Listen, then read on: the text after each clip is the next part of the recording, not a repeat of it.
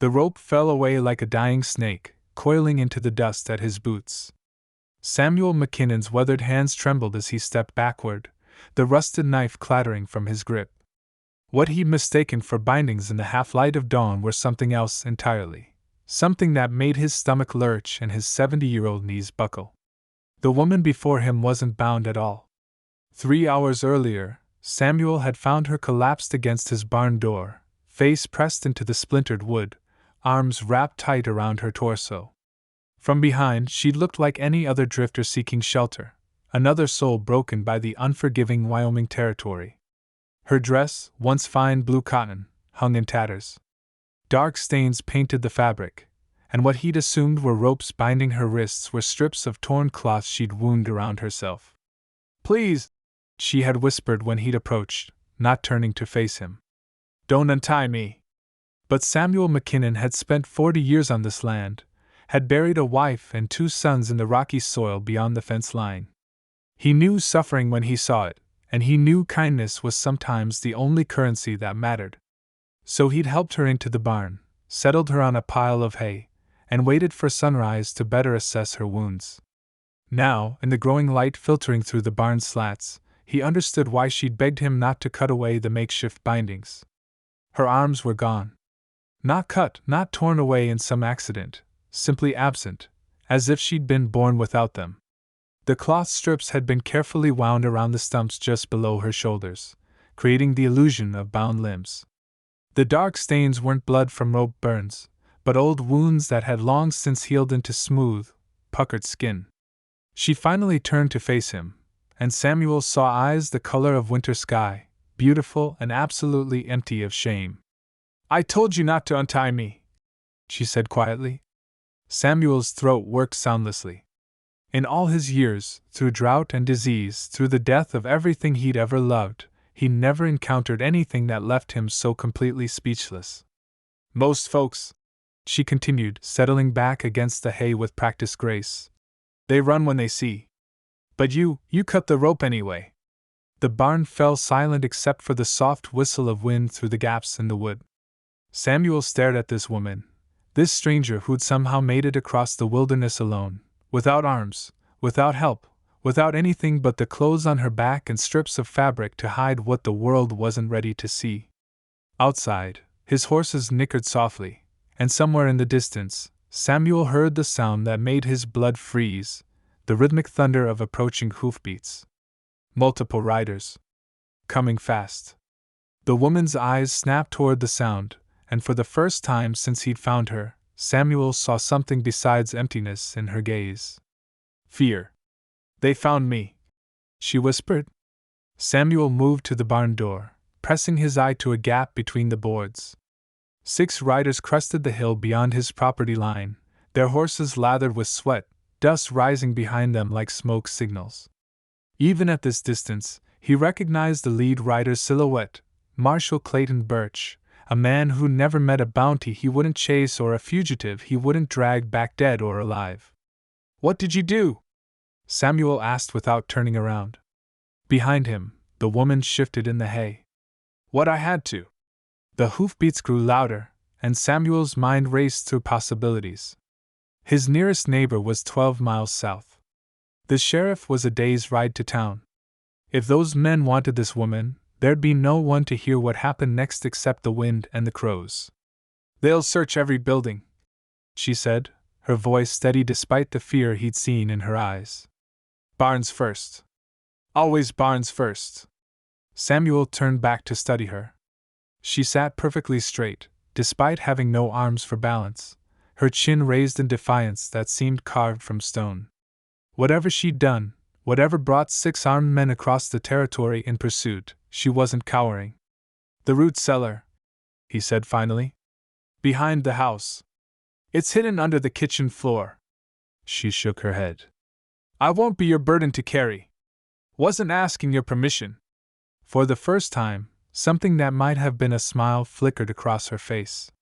"You don't even know my name." "Don't need to." The hoofbeats slowed as they approached his gate.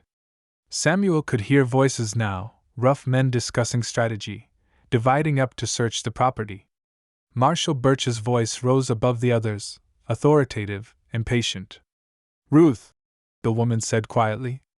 My name is Ruth Clements. Samuel nodded once. The name meant nothing to him, but the way she said it, like a prayer or a confession, told him everything he needed to know about the weight she carried. There's a loose board in the cellar floor, he told her. Lifts up. Space underneath for preserves and other things. You could fit. And when they ask if you've seen me? Samuel looked at her for a long moment. She was maybe 30, with hair the color of autumn wheat and skin that spoke of hard miles under an unforgiving sun. But it was her eyes that held him, not empty now, but full of something he recognized. The same look his wife had worn when she'd asked him to promise her a good death when the consumption took hold. The same look his sons had shared when they'd ridden off to war, knowing they might not return. Trust. Complete, desperate trust. Outside, a horse whinnied, and boots hit the ground with purpose. When they ask, Samuel said, reaching for his old coat hanging on a nail, I'll tell them the truth. I haven't seen anyone matching your description. Ruth's eyebrows lifted slightly. Woman with no arms? Samuel wrapped the coat around her shoulders, carefully arranging it to hide her condition. That's not you anymore. Heavy footsteps approached the barn door. The barn door swung open with a groan that seemed to echo across the years. Marshal Birch filled the doorway, his frame backlit by morning sun, hand resting casual-like on his gun belt. Behind him, 5 deputies spread out, their eyes scanning every shadow, every corner where a person might hide. Samuel stood in the center of the barn, pitchfork in hand, looking for all the world like a man interrupted in his morning chores. Hay dust danced in the shafts of light, and the air smelled of horses and old leather. Morning, Sam, Birch said, touching the brim of his hat in mock courtesy. Fine day for hunting. Depends what you're hunting, Marshal. Birch stepped inside, his spurs jingling with each measured step. Fugitive.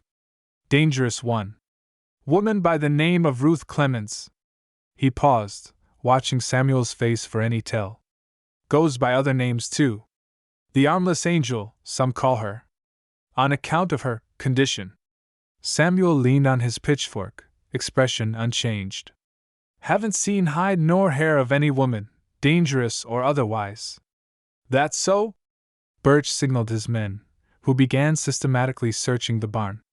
They overturned hay bales, checked empty stalls, probed every corner with their rifle barrels. Because we tracked her this far. Lost the trail about a mile back, but she was headed this direction sure as sunrise. One of the deputies, a young man with nervous eyes, approached a pile of horse blankets near the back wall. Samuel's grip tightened on the pitchfork handle as the man began lifting each blanket, shaking it out. What's she wanted for? Samuel asked, working to keep his voice level. Birch smiled, but it was the kind of smile that preceded bad news. Murder. 3 counts. Federal judge down in Colorado territory. He walked slowly around the barn's perimeter, his gaze missing nothing. Seems this angel of yours has a particular talent for getting close to powerful men. They take pity on her condition, bring her into their homes, their confidence. The deputy with the blankets had moved on to examining the walls, running his hands along the boards, looking for hidden spaces. And then? Samuel prompted. Then they end up dead. Poison mostly. Sometimes a knife in the back while they sleep. Birch stopped directly in front of Samuel. Amazing what a woman can accomplish when folks underestimate her on account of missing limbs. Outside, Samuel could hear more deputies searching his property. The chicken coop, the smokehouse, the main house. They were thorough, professional. The kind of men who'd found fugitives before and knew where desperate people liked to hide. Federal bounty on her head is $5,000, Birch continued. Dead or alive? The number hung in the air like smoke. $5,000 was more money than Samuel had seen in his entire life. Enough to fix the roof, buy new livestock, maybe even travel somewhere warm when the arthritis got too bad to bear another Wyoming winter. That's a lot of money, Samuel admitted. It is indeed. Birch's hand moved closer to his gun. course, harboring a federal fugitive carries its own rewards. Federal prison, if you're lucky. Hemp necktie if you're not. One of the deputies called out from near the barn door. Marshal! Got something. Both men turned. The deputy held up a strip of blue cloth, torn and stained. Samuel recognized it immediately, a piece of Ruth's dress that had snagged on a nail when he'd helped her into the barn. Birch took the fabric, examined it closely. Fresh tear. Recent blood. His eyes found Samuel's again, and this time there was no mock courtesy in his expression. Now, Sam, I'm going to ask you one more time, and I suggest you think real careful about your answer. The marshal's hand now rested openly on his gun, but behind him, his 5 deputies had stopped their searching and were watching Samuel with the focused intensity of predators who'd found their prey. Have you seen Ruth Clemens? Samuel looked at each man in turn, measuring distances, calculating odds. 6 armed lawmen against 1 old rancher with a pitchfork. The mathematics of the situation were clear enough. But mathematics had never been Samuel's strong suit. I have, Samuel said quietly. The words fell into the barn like stones into still water, sending ripples of tension through the assembled men. Birch's hand tightened on his gun, and the deputies shifted their positions, creating clear lines of fire. Where is she, Sam? Samuel set down his pitchfork and walked slowly to the pile of hay where he'd first settled Ruth. He knelt, brushing aside the straw with careful movements, revealing the old coat he'd wrapped around her shoulders. She was here, he said, lifting the empty garment. About an hour ago. Birch cursed under his breath. Which direction? North. Toward the river. Samuel stood, holding the coat against his chest. Moved pretty good for someone missing both arms. Graceful like. The marshal studied Samuel's face, looking for deception. You helped her. I gave her water. Some bread. That coat. Samuel's voice carried no apology. Seemed the Christian thing to do. The Christian thing. Birch repeated, his tone flat. Sam, do you understand what that woman is capable of? What she's done? I understand she's hurt and alone and being hunted by 6 armed men. One of the deputies, a grizzled veteran with tobacco-stained teeth, spat into the hay. Soft heart's gonna get you killed, old man. Birch raised a hand for silence, still studying Samuel. You know I could arrest you right now. Aiding and abetting. Could, Samuel agreed. Question is, will you? For a long moment, the only sound was wind moving through the barn. Then Birch holstered his gun and signaled his men toward the door. River's a good place to lose a trail, he said. Or find a body when someone realizes they can't swim with no arms. He paused at the doorway. That what you're counting on, Sam? Samuel didn't answer. After the lawman mounted up and rode north toward the river, Samuel waited a full hour before returning to his house. The kitchen appeared undisturbed, though he could see boot prints in the dust where the deputies had searched. He moved the heavy wooden table aside and knelt by the loose floorboard. They're gone, he called softly. The board lifted, and Ruth emerged from the root cellar like a ghost rising from a grave. Her face was pale, her breathing shallow, but her eyes were alert. You told them you helped me, she said. Did. But not where I was hiding. Samuel replaced the floorboard and moved the table back into position. Didn't ask about that. Ruth settled into a chair by the window, accepting his help with the same quiet dignity she'd shown since he'd found her. Outside, dust from the departed horses still lingered in the air like a departing storm. The things he said about you, Samuel began carefully. The murders. All true. The words hit Samuel like a physical blow. He'd been prepared for denials, explanations, justifications. Not simple acceptance. Judge Morrison in Colorado took me in, Ruth continued, her voice steady as she watched the dust settle beyond the window. Said he wanted to help. Give me a chance at a proper life. She paused. What he wanted was a curiosity. A pet. Something broken he could parade around to show his friends how generous he was. Samuel poured water from a pitcher into a tin cup, held it so she could drink. "Thank you," she said, then continued. "At night he'd come to my room. Said no one would believe me if I told.